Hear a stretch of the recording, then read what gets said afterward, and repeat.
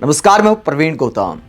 दोस्तों, राजनीति की मार्केट में इस वक्त अगर पीएम मोदी से भी ज्यादा किसी के चर्चे हैं, राहुल गांधी से भी ज्यादा अगर किसी की चर्चा है, तो वो है ज्ञानेश कुमार जी, मुख्य चुनाव आयुक्त ज्ञानेश कुमार जी, जो बीजेपी वालों की जुबान पर है, कांग्रेस वालों की जुबान पर है, टीएमसी नेताओं की जुबान पर है, तमिलनाडु में स्टालिन की जुबान पर है, राजस्थान में चर्चे हैं, उत्तर प्रदेश में चर्चे हैं, जहां जहां एसआईआर हो रहा है वहां वहां ज्ञानेश कुमार जी के चर्चे हैं। जहां चुनाव परिणाम आया है वहां पर भी ज्ञानेश कुमार जी की चर्चाएं हैं। चुनाव आयोग विपक्षी नेताओं के टारगेट पर है, तो पीएम मोदी और बीजेपी के नेता चुनाव आयोग के समर्थन में उतर आए हैं। लामबंदी की जा रही है, लेटर लिखवाए जा रहे हैं विपक्ष पर दबाव बनाने के लिए। 272 हस्तियों ने लेटर लिखा, जिसके बाद अब खबर यह सामने आ रही है कि मुख्य चुनाव आयुक्त ज्ञानेश कुमार को हटाने की प्लानिंग पर काम कर रहा है विपक्ष। हटा पाएगा या नहीं हटा पाएगा, नियम क्या कहते हैं, सारी बातें आपको बताएंगे कि राहुल गांधी संसद सत्र में क्या करने वाले हैं। पहले बात करते हैं 272 हस्तियों को कांग्रेस ने अब क्या जवाब दिया है। कांग्रेस प्रवक्ता और रिटायर्ड विंग कमांडर अनुमा आचार्य क्या कहती है उन 272 हस्तियों पर जिन्होंने राहुल गांधी को एक संदेश दिया था, एक लेटर लिखा है जिसमें राहुल गांधी की आलोचना की गई है और चुनाव आयोग का समर्थन किया गया है। इसे माना जा सकता है दबाव की राजनीति, विपक्षी नेताओं के खिलाफ प्रचार का हिस्सा मान रही है कांग्रेस इसे, और मोदी सरकार की गुड बुक में जो लोग हैं उन पर कहा जा रहा है कि इन्होंने ये सारा लेटर लिखा है।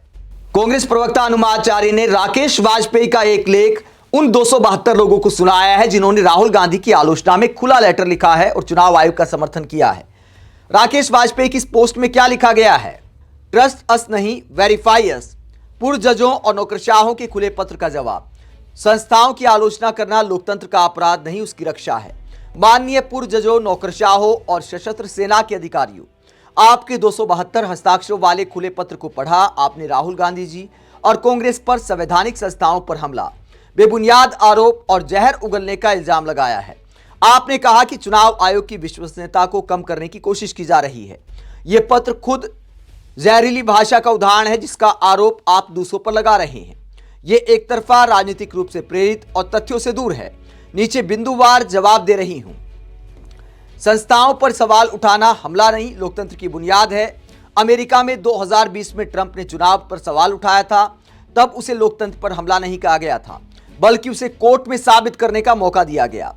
भारत में 2004 में लाल कृष्ण आडवाणी, 2009 में आडवाणी और सुब्रमण्यम स्वामी, 2014 में नरेंद्र मोदी तब गुजरात के सीएम थे, उन्होंने ईवीएम पर सवाल उठाया था। तब किसी पूर्व जज ने उन्हें संस्थाओं को कमजोर करने वाला नहीं कहा। जब बीजेपी हारती है या सत्ता में नहीं होती तब ईवीएम पर सवाल देशभक्ति होते हैं, जब कांग्रेस उठाती है तो देशद्रोह बन जाते हैं। ये दोहरा मापदंड ही लोकतंत्र को कमजोर कर रहा है, आपका पत्र नहीं। आरोप बेबुनियाद नहीं, ठोस आंकड़े और पैटर्न मौजूद हैं। आप कहते हैं कि कोई सबूत नहीं, लेकिन ये तथ्य सार्वजनिक है। हरियाणा 2024 अंतिम मतदान प्रतिशत पहले घोषित आंकड़ों से 5 से 11 बजे के बीच अचानक बढ़ गया। कई सीटों पर 3 से 7% का अंतर। चुनाव आयोग ने कोई संतोषजनक जवाब नहीं दिया। महाराष्ट्र 2024, 2019 से 2024 के बीच 2024 में करीब 42 लाख नए वोटर जोड़े गए। ज्यादातर बीजेपी शासित जिलों में नाम काटने की संख्या में भारी कमी, जबकि संशोधन में रिकॉर्ड बढ़ोतरी। बिहार एसआईआर 2025, 6 महीने में 2 करोड़ नए वोटर जोड़ने का अभियान बिना उचित सत्यापन। ईसी ने बीएलओ की रिपोर्ट पर ही भरोसा किया, जबकि जमीनी शिकायतें अनसुनी रही।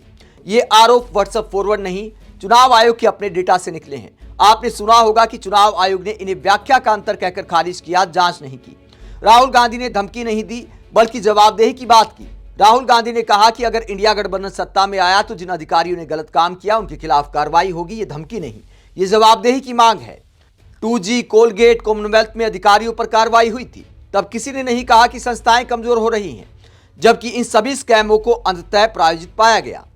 चुनाव आयोग के अधिकारी भी कानून के ऊपर नहीं है। अगर उन्होंने गलती की है या दबाव में काम किया तो कार्रवाई होनी चाहिए। आपका पत्र खुद संस्थाओं का दुरुपयोग है।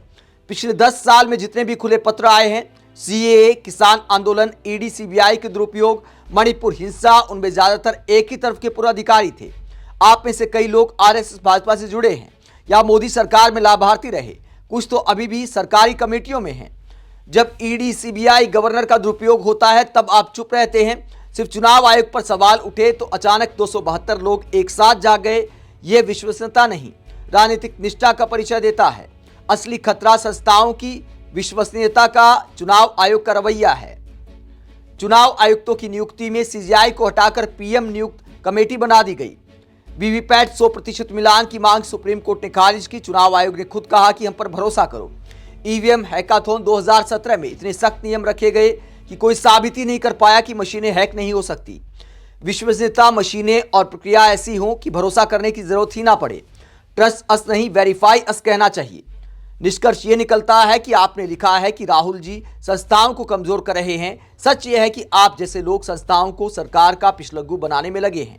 लोकतंत्र में सबसे बड़ी ताकत जनता का संदेह है, उसकी आवाज है। उसे जहरीली भाषा कहकर दबाया नहीं जा सकता।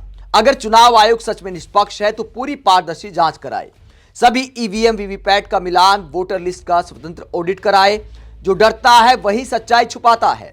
तो चुनाव आयोग का समर्थन करने वाले 272 लोगों को, 272 हस्तियों को राकेश वाजपेयी का यह पोस्ट पढ़ना चाहिए कि राहुल गांधी ने जो सवाल उठाए वो तथ्य के कितने करीब हैं और चुनाव आयोग पर क्या क्या सवाल उठते हैं।